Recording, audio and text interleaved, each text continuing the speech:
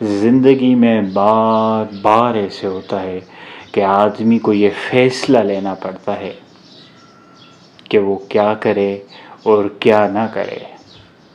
ایسے مواقع پر فیصلہ لینے کی دو بنیادیں ہیں، ایک یہ کہ کیا درست ہے، دوسرا یہ کہ کیا ممکن ہے۔ حکمت کا تقاضا یہی ہے کہ ذاتی معاملے میں آدمی معلوم کرے کہ کیا درست ہے، اور جو درست معلوم ہو اس کو اختیار کر لے۔ مگر اجتماعی معاملے کے لیے صحیح بات یہ ہے کہ یہ دیکھا جائے کہ آخر ممکن کیا ہے، اور جو بھی ممکن ہو اس کو اپنا لیا جائے۔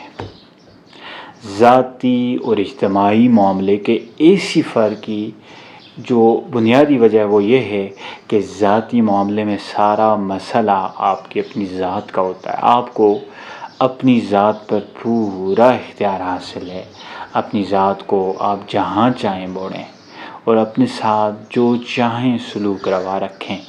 اس لیے آپ کا اپنی ذات کے معاملے میں معیار پسند ہونا چاہیے، اور حد الامکان وہی رویہ اختیار کرنا چاہیے جو مذہب اور اخلاق کی روح سے مطلوب ہے۔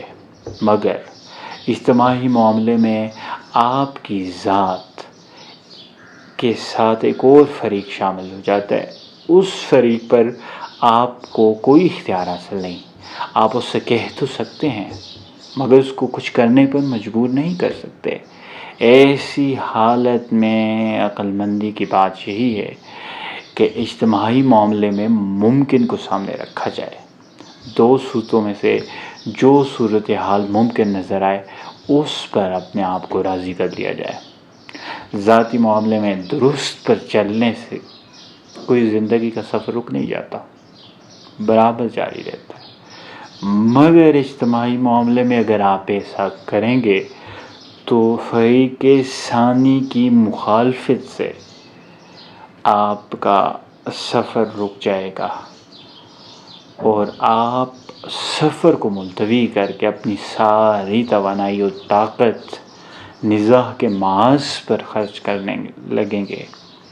اس لیے مفید اور نتیجہ خیز طریقہ یہی ہے کہ فریق ثانی کے مطالبے کی رعایت کرتے ہوئے عمل کی جو بھی ممکن صورت نظر آ رہی ہو، مل رہی ہو، اس کو اچھے انداز میں اختیار کر لیا جائے۔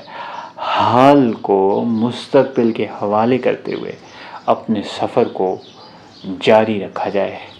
یہی اس دنیا میں زندگی گزارنے کا حکیمانہ طریقہ ہے۔